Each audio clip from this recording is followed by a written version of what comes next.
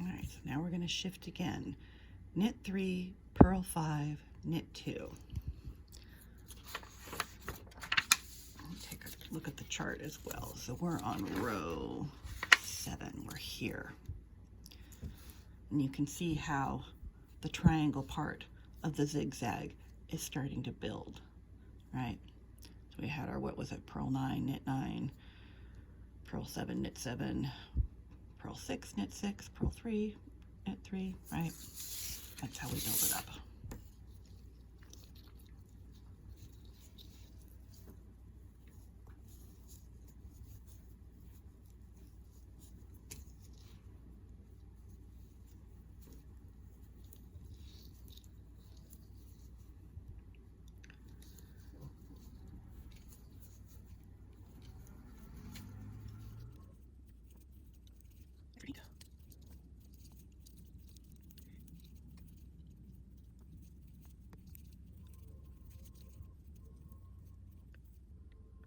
Okay.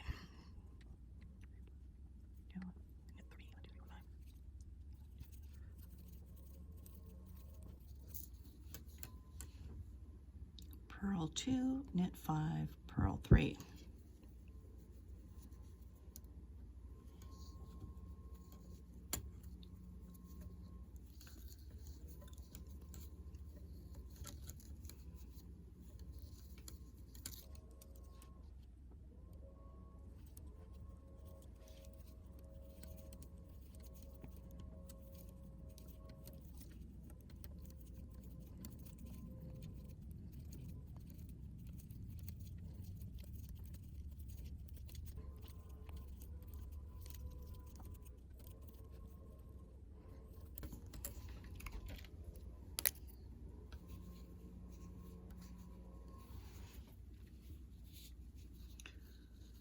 I know, it's a little harder to see with the variegated yarn, but this is fun. So here's my purl section kind of angling down. And there's my smooth knit making the triangle. And then I've got my purl coming in for that next triangle and my knits.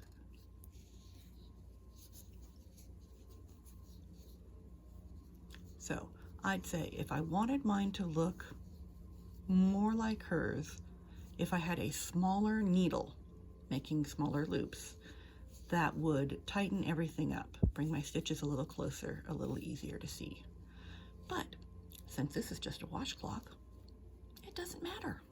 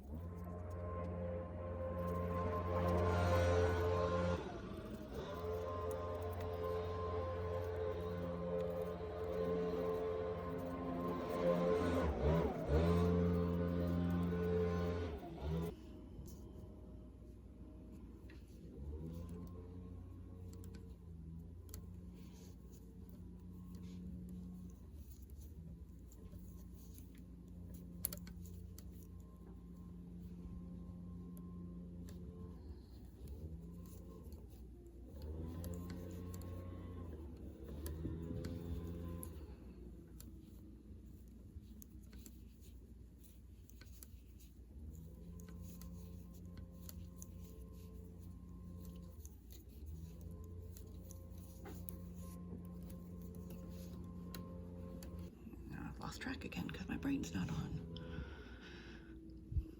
Purl 3, knit 2, 4.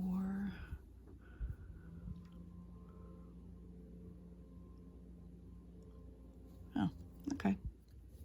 So I'm just 100% biffing it today, because the brain's not working. So we're going to stop for the moment. I'll come back hopefully with a little more brain power later. Continuing on the ZigZag, the Chevron.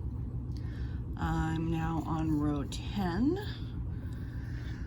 I was having the dumbs the other day and could not for the life of me keep track of my pattern, which is really kind of lame given it's only over 10 stitches repeating, but it's the way life is. So I added stitch markers. People use these on anything where you have a pattern, where you're doing different sections or you're repeating it, because then you know that each chunk between your little markers is what you're repeating, or is where you're changing from this stitch to that stitch to this one. So in this case, this pattern is over 10 stitches. So I've got 10 and a marker, 10 and a marker, and then my last 10. So hopefully I'll actually be able to keep track of where I am. Oh, where am I? 10, purl 3, knit 3, purl 4. No, I'd already done 10. Here we go, 11. 11 is purl 1, knit 4. Now why did I look and say, no, wait a minute, 10's not it? Row 10 was starting purl 3.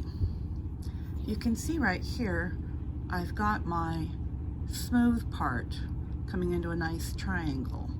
Yes, you're going to switch back and forth, but if I did purl 3 right here, then I'm going to run into the bumpies, and that's not going to make my pattern do a diagonal, right? I should be doing 1, 2, 3, 4, whatever to get it on the rows. So row 11, if I purl 1, that's going to start the bottom of a zigzag, and then do my knits, and then purl and knits and purl and knits, and that'll get it. So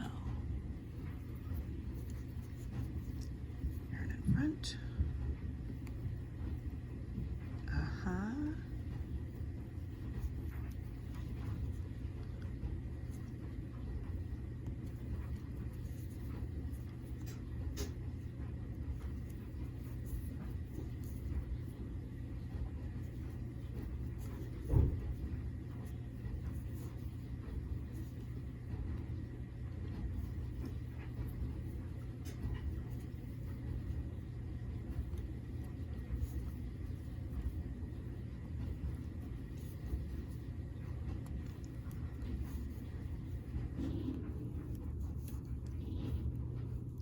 There's my little marker. I just moved from one needle to the next, and now I know I'm doing my repeat of that row.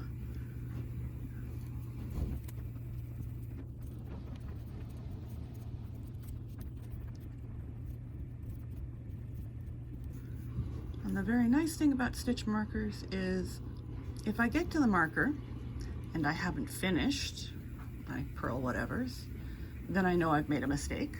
And if I get to the marker and there's still another stitch to go, I know I've made a mistake, and I only have to look between those markers to find my mistake.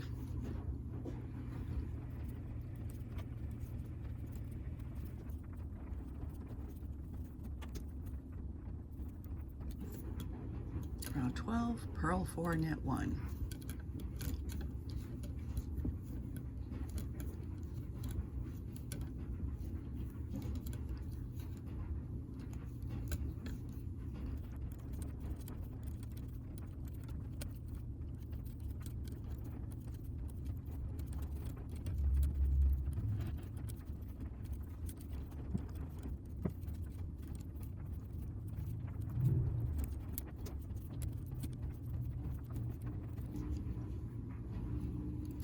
And you can see, coming to that 1, I've now completed the point for the triangles heading this way, and obviously the base for the other ones.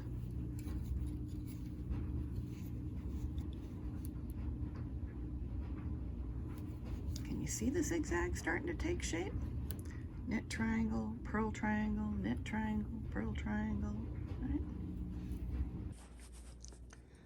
So I don't know if I didn't film the last few rows or if I lost the footage. At this point, it's been too long. But here's the chevron zigzag. You can see it, I know, hard to tell with the variegated yarn, but it was just so much fun. A little more at an angle, not so much. But there we go. And you can see here that one incorrect row on the pattern. There we have it, the wide chevron zigzag knit stitch using knits and purls to create our zigzags. Very, very fun. Yes, I still have to weave my tails in.